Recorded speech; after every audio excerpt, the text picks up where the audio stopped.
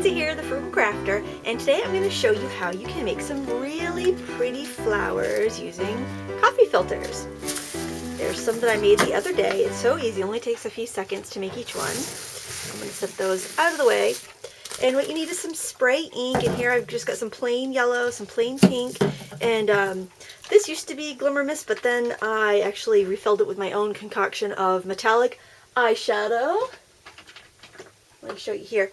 Metallic eyeshadow and some pink watercolor and water, and it works absolutely fabulous. I think this little dollar store metallic eyeshadow actually works better than the Pearl X for some reason. It's just really fine, and the sprayers and the Glimmer Mist bottles are fabulous. So if you do have Glimmer Mist and you run out, keep the bottles and make your own, because the sprayers are just excellent. They're really designed to have that thicker mica.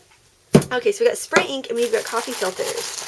I love coffee filters because they're translucent and they just are so pretty and inexpensive, so you can really, you know, use a lot, experiment, and not worry about it.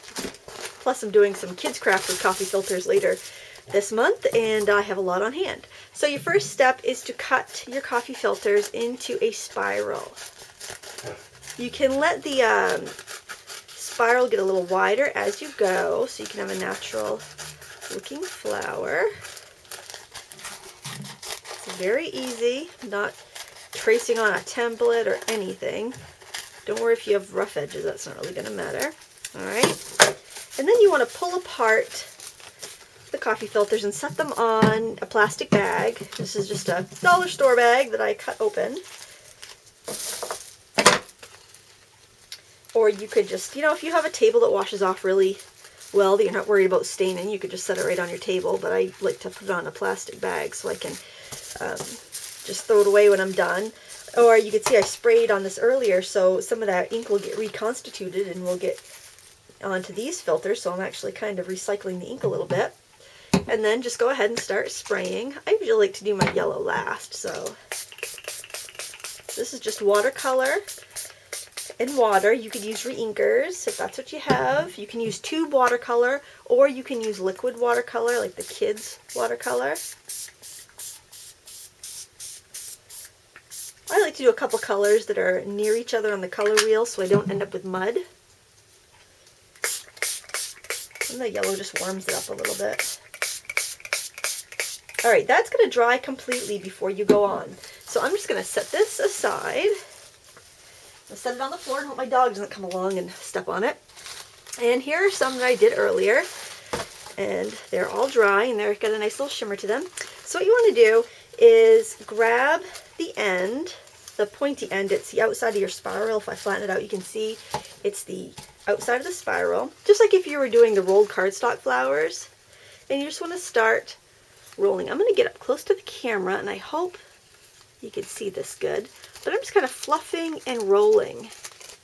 Now, normally, if I wasn't shooting a video, I'd have my glue gun with low temp glue handy, and I would every once in a while just put a little dab of glue.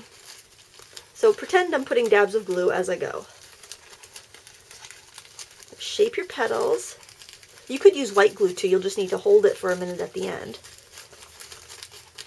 Just shape and fluff and twirl. Shape, fluff, twirl, shape, fluff, twirl.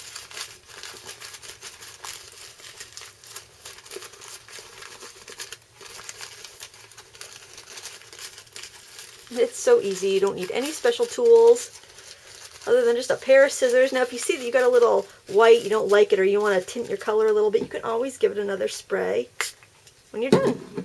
Isn't that pretty? Actually that's pink. That's not even yellow. Looks like it's a shimmery pink. Huh. I guess I don't even know what's in my bottles. I got a bunch of these at Walmart a few years ago, and they all only came with colored ones. They only had colored ones. So anyway, there you go. Isn't that pretty? It's so easy. I'll do another one really quick. Just to show you, we've got our spiral, we're starting on the outside, and we're twirling and shaping. Actually, you can see it kind of holds its shape really well, even if you don't get around to gluing it till you're at the end.